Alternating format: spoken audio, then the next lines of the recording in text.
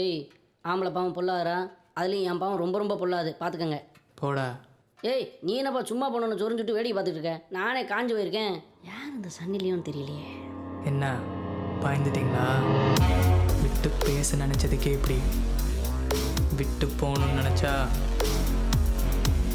இப்போவாச்சு இந்த ஜாக்கி யாருன்னு தெரிஞ்சுக்கோங்க.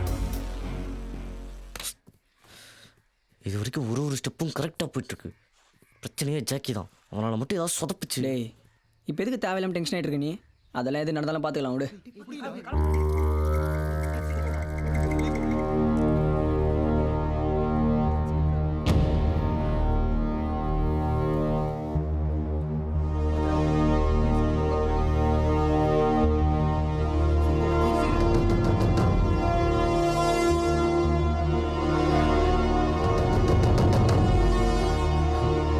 தொலைஞ்சாண்டா.